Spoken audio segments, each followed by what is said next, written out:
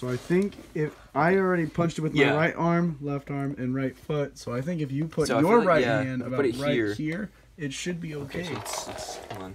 You gotta really hit it with the proper precision though. Oh, I think right here is right. Yeah. Oh, see, there you go. Holy shit. Yeah. Oh yeah, there we go.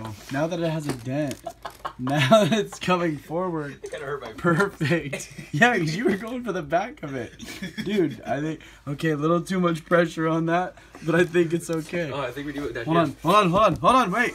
I gotta try to switch the input. It didn't work. Okay, so for this part, this is the last section. I'm gonna try to flat hand it. Maybe it's just like instead of using a hammer and instead of a screwdriver. Nope. No, I don't. Change the channel. Hold on. You gotta change the channel. I think it's good. I think that was the issue. Yeah, plug my Xbox in. I think we're okay.